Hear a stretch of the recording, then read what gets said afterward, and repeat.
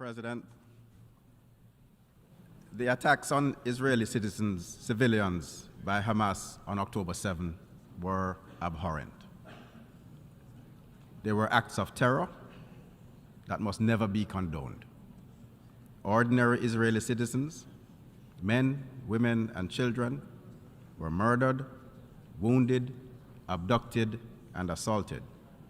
Some 200 plus people, including citizens of other states and nationalities, were taken hostage. This is unacceptable. We call for the immediate and unconditional release of all hostages and an end to the use of these terrorist tactics. CARICOM notes that Israel's response to the attacks has been devastating to ordinary Palestinians in Gaza. Over 4,600 lives have been lost. More than 14,000 people have been wounded, and approximately 1.4 million have been displaced.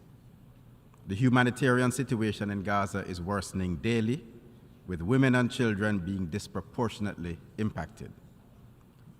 This unacceptable level of human suffering cannot go unabated. CARICOM therefore joins the call for an immediate cessation of hostilities by all parties, the opening of humanitarian corridors to facilitate unhindered access to food, medical supplies, fuel, water, and other humanitarian products and services so desperately needed by the affected civilian population. We commend the Secretary General for his relentless efforts in coordinating the delivery of humanitarian assistance and supplies to those affected.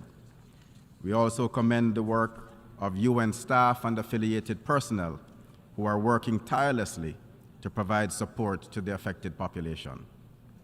We also acknowledge the role of members of the United Nations that are actively deploying resources and facilitating access to amenities aimed at alleviating the suffering of the civilian population.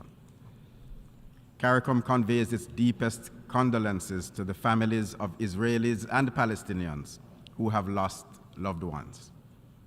We also empathize with the families of the UN staff members who have been killed. CARICOM also extends its sympathies to those injured during this tragic conflict and pray for their speedy recovery. Mr. President, CARICOM expresses its concern that if the conflict is not immediately brought to an end, it could escalate into a wider regional conflict with significant implications for the stability and welfare, not just of that region, but also of the broader international community, with devastating consequences, especially for vulnerable small island states such as those in CARICOM, who are already struggling to overcome multifaceted challenges. CARICOM therefore calls on all stakeholders to take every necessary step to reestablish a pathway to peace and stability through dialogue and diplomacy, and to reject any methodology that includes violence, war, and terror.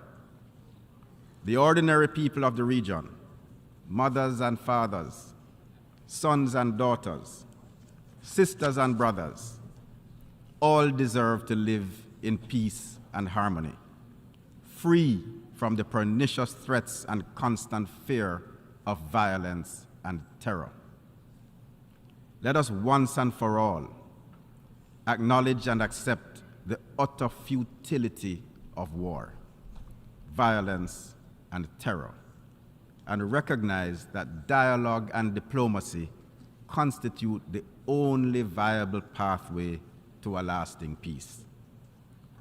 Mr. President, please allow me to close by reaffirming CARICOM's continued support for UN Security Council Resolution 242 and the ongoing efforts of the United Nations towards a two-state solution, which is the best way to achieve comprehensive peace, security, and tranquility between Israel and Palestine.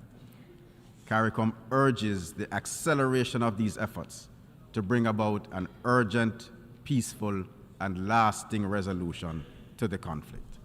I thank you. This has been the Nod News Network, transmission complete.